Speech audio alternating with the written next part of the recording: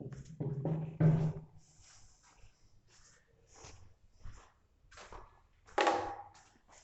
Students, start करते हैं 9th matter around the pure में। नेक्स्ट टॉपिक हमारा सेपरेशन मेथड। सेपरेशन का मतलब क्या होता है? अलग अलग। सेपरेशन मेथड,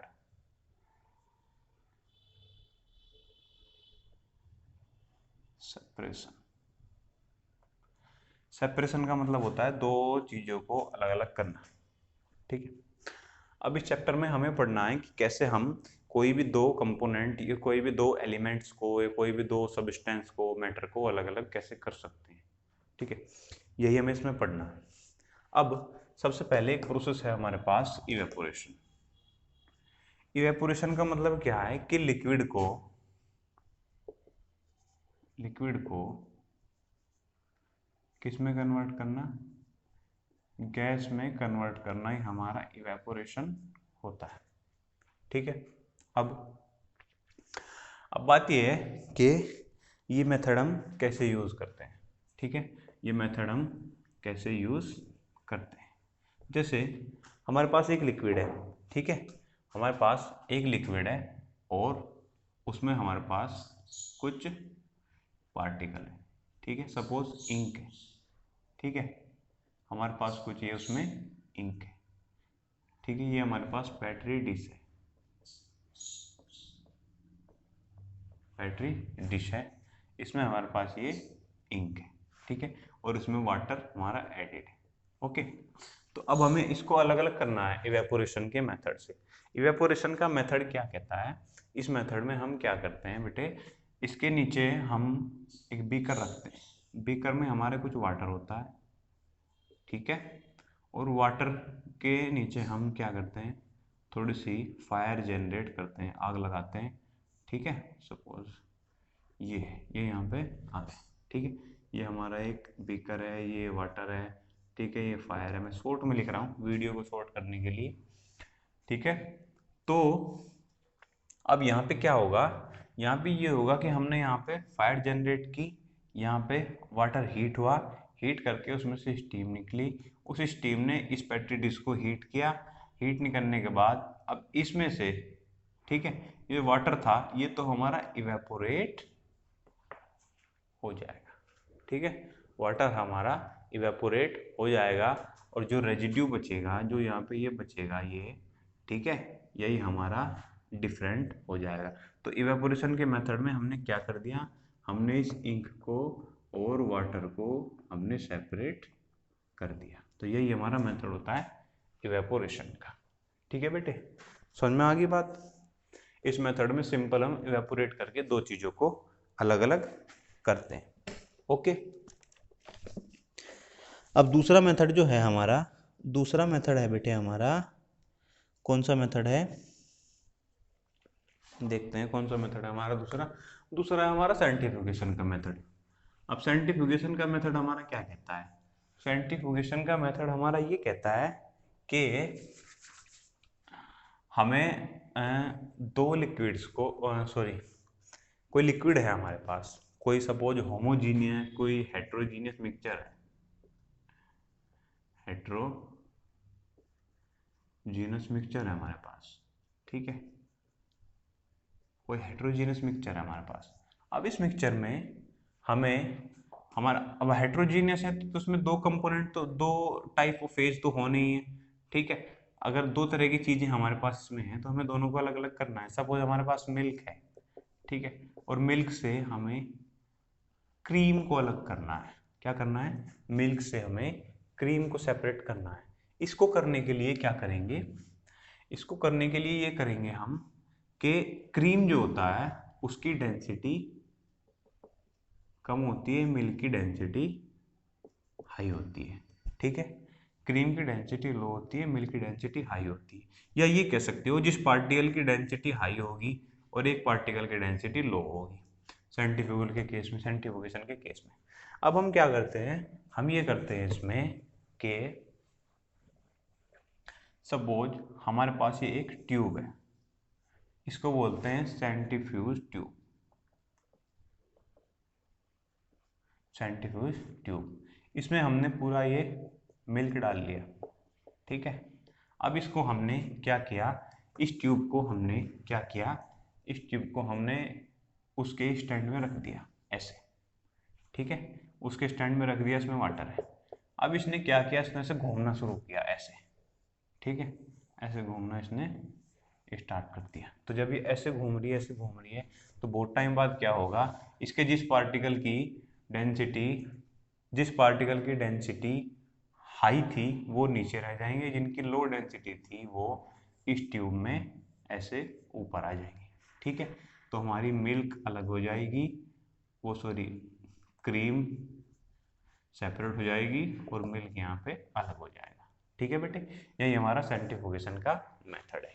सेंट्रीफ्यूगेशन क्यों कहते हैं, क्योंकि ये ट्यूब जो होती है इसको सेंट्रीफ्यूज ट्यूब हम बोलते हैं। अब इसके बाद हमारा जो टॉपिक है वो टॉपिक है हमारा separating funnel. Separating funnel, suppose ये हमारी एक सेपरेटिंग फनल है बेटे, ठीक है। इसको हम क्या करते हैं, सेपरेटिंग फनल एक स्टैंड के साथ में से लगी होती है, ठीक है, ऐसे एक स्टैंड के साथ ये लगी होती है, इसको होल्ड करके रखती है यहाँ से ऐसे, ठीक है। यहाँ पे एक पेंच सा होता है, इसको टाइट करके रखता है। ऐसे हमारे पास एक ये स्टैंड होता है बेटे, ठीक है, ठीक है। और ये हमारे पास होती है सेपरेटिंग फनल, इसको बोलते हैं सेपरेटिंग फनल, ठीक है। लैब में आप देख सकते हो। तो सेपरेटिंग फनल में अगर हमारे पास कुछ लिक्विड है, उनकी डेंसिटी डिफरेंट है, ठीक है। सेपरेटिंग फनल में हमारे पास अगर हमारे पास कुछ लिक्विड है, उनकी डेंसिटी डिफरेंट है, तो हम क्या करेंगे उसके नीचे एक बीकर लगाएंगे यहाँ पे, ठीक है। सपोज हमारे पास ये बीकर है, ठीक है। तो हम क्या करेंगे यहाँ पे, तो बेटे सेपरेटिंग फनल होता है, तो इसलिए ये जो मेथड है इसको सेपरेटिंग फनल के नाम से हम जानते हैं। तो इसमें क्या करना है, इसमें हमारे पास लिक्विड होता है, ठीक है।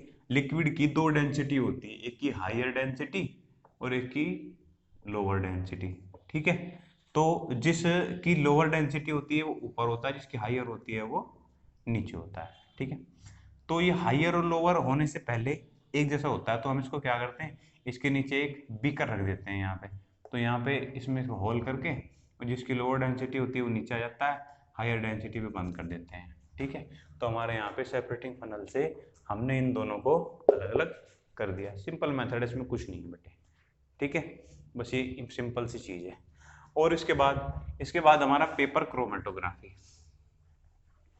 बेटे क्रोमा का मतलब होता है कलर, क्रोमा के से बनता है वैसे तो,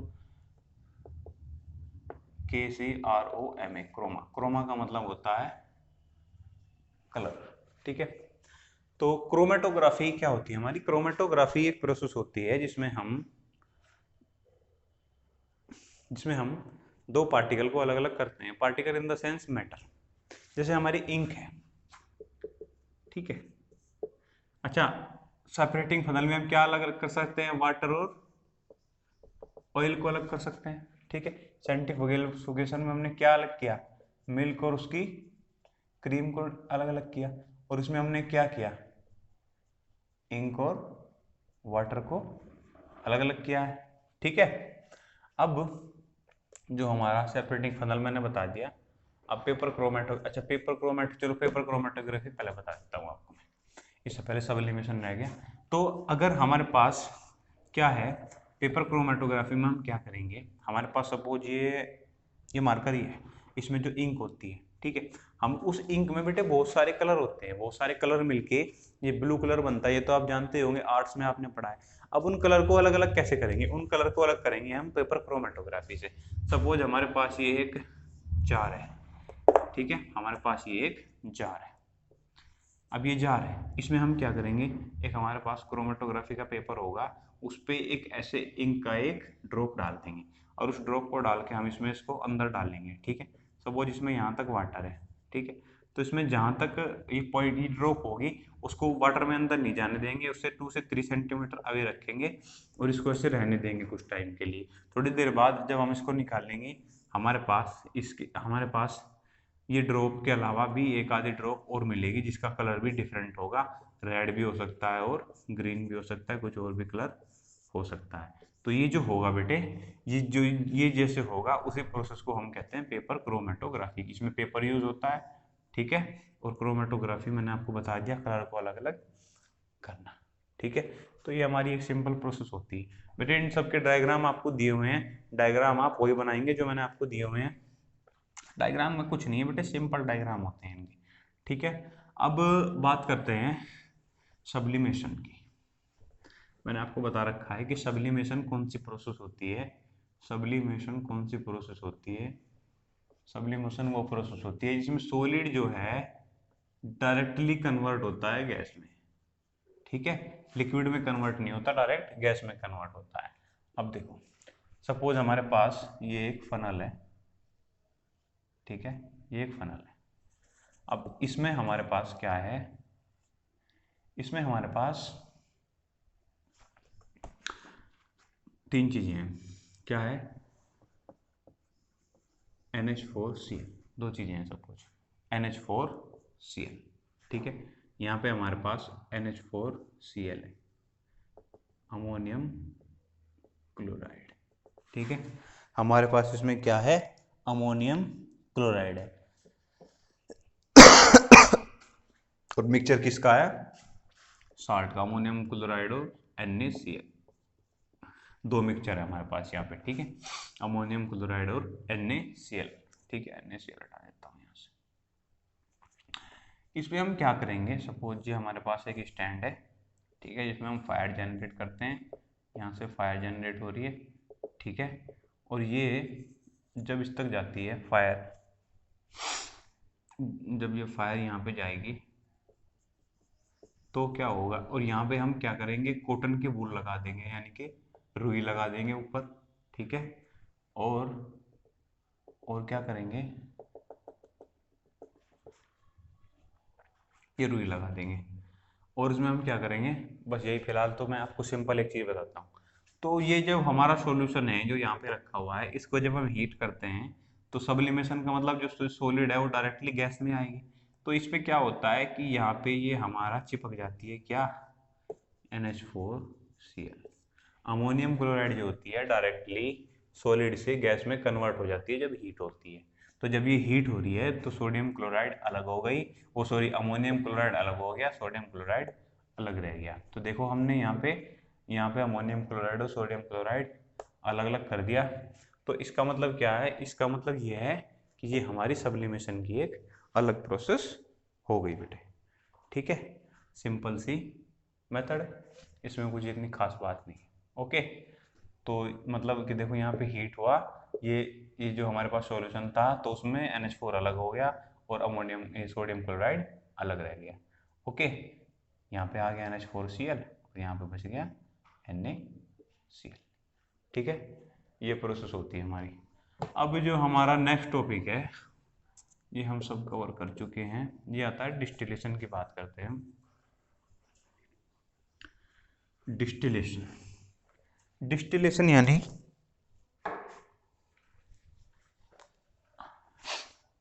डिस्टिलेशन यानी गैसेस को लिक्विड में रखना। ठीक है, गैसेस से लिक्विड में कन्वर्ट होना किसी भी चीज़ का। ठीक है, गैसेड से लिक्विड का कन्वर्ट होना। यहाँ पे पेपर क्रोमेटोग्राफी में हमने क्या देखा है, कलर को अलग करते हैं, और यहाँ पे सब्लिमेशन में हमने क्या किया, NH4Cl और NaCl। NH4Cl होता है अमोनियम क्लोराइड, बता देता हूँ यहाँ पे NH4Cl equal to ammonium chloride. ठीक है, फॉर्मूला होता है, बस आपको याद करना है।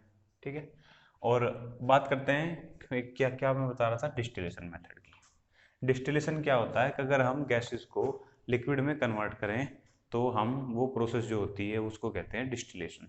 ठीक है, जब हमारी गैस लिक्विड में कन्वर्ट होती है, या स्टीम को लिक्विड में कन्वर्ट करना। ठीक है, स्टीम जो हमारा लिक्विड में जब आता है तो उसको हम कहते हैं क्या, डिस्टिलेशन। अब अगर हमारे पास कोई सॉल्यूशन है, उसमें 3-4 तरह के लिक्विड हैं, ठीक है, ये कुछ भी है, उसमें कुछ भी है उस सॉल्यूशन में, ठीक है, और वो सॉल्यूशन जो है हमारा वो कहाँ पे रखा है, एक फनल में डाल देते हैं हम इसको ऐसे। ठीक है, एक ये फनल में डाल दिया हमने, सपोज करो यहाँ पे, ठीक है, यहाँ पे ये हमने उसको एक फनल में डाल लिया। तो हम क्या करेंगे फिर, तो फिर हम उसको क्या करेंगे बेटे, यहाँ पे सपोज हमारे पास डिफरेंट डिफरेंट उस हमारे पास कोई सॉल्यूशन है, ठीक है, यहाँ पे हम एक थर्मोमीटर लगाएंगे। थर्मोमीटर लगाने के बाद क्या करेंगे, थर्मोमीटर लगाने के बाद, थर्मोमीटर क्यों लगाते हैं अभी बताता हूँ। हमें क्या करना है, इसको हीट करना है सर। ये एक स्टैंड है, स्टैंड से इसने इसको होल्ड कर लिया, ठीक है, यहाँ पे हम डिश से इसको होल्ड करते हैं। होल्ड करने के बाद यहाँ पे हम इसको फायर जनरेट करवाते हैं। ठीक है, ये स्टैंड है, यहाँ से फायर जनरेट हो रही है, ठीक है, यहाँ से क्या है, ये फायर जनरेट हो रही है यहाँ से, ठीक है, और ये हमारे पास क्या है, फनल है, कौन सी, सेपरेटिंग फनल। ठीक है, ये हमारे पास क्या हो गया, ये स्टैंड हो गया पूरा। ठीक है, ये हमारे पास क्या है, पूरा स्टैंड है। ये क्या है, ये फनल है, ये जो ग्लास का बना हुआ है। ठीक है, इसमें हमने एक थर्मामीटर, थर्मामीटर लिख देता हूँ, थर्मोमीटर। ठीक है, थर्मोमीटर हमने यूज किया है।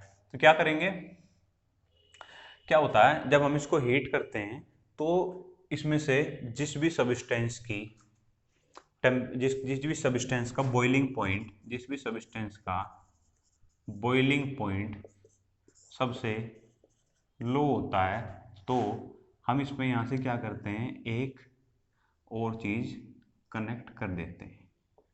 ठीक है, और यहाँ पे कनेक्ट करके हम एक बीकर रख देते हैं। ठीक है बेटे, तो वो देखो क्या होता है, जब यहाँ से बॉयल होके, जब बॉयल होके स्टीम निकलती है, तो बॉईल होके जब स्टीम निकलती है, ठीक है, तो यहाँ पे धीरे धीरे हीट देंगे, टेम्परेचर बता देगा कि इतनी हीट है। हमें पता होता है कि जो भी सब्सटेंस यहाँ पे पहले बॉयल होगा, बॉयल होके स्टीम निकलेगी, स्टीम निकल के यहाँ पे जाएगी, ठंडी होके फिर वो लिक्विड में कन्वर्ट हो जाएगी। ठीक है, ये इसको कूल करता है यहाँ पे, ठीक है, इस स्टीम को। तो देखो ये अब बेटे इसको कूल करेगा यहाँ पे। तो पहले जो सपोज हमारे पास 3 चीज़ें हैं, ठीक है, इनका डिफरेंट क्या है, बॉइलिंग पॉइंट है, ऐसे लेयर बनाने की जरूरत नहीं है, तो बॉइलिंग पॉइंट डिफरेंट है। तो जो सबसे हाइयर बॉइलिंग पॉइंट होगा वो क्या रह जाएगा, वो नीचे रह जाएगा। इसका सबसे लोअर बॉइलिंग पॉइंट हो जाएगा, सबसे पहले निकल जाएगा, अलग अलग निकालते रहेंगे। ठीक है, यही हमारा डिस्टिलेशन का मेथड होता है। ठीक है, तो डिस्टिलेशन मेथड में बॉइलिंग पॉइंट के अकॉर्डिंगली हम चीज़ों को अलग अलग करते हैं।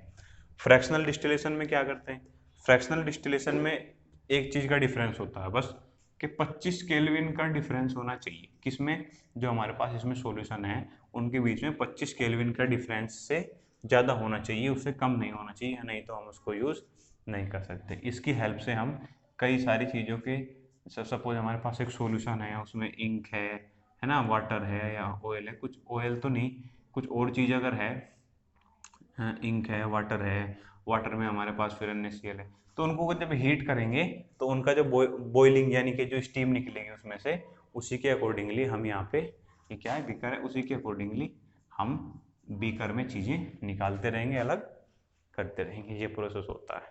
ठीक है, अब बेटे आपका इसमें मेरा 1-2 टॉपिक और रह गया, उसको मैं नेक्स्ट लेक्चर में कंप्लीट कर देता हूँ। ठीक है, अब आप चाहो तो इसको नोट भी कर सकते हो, वैसे तो आपको करा रखा है। ओके।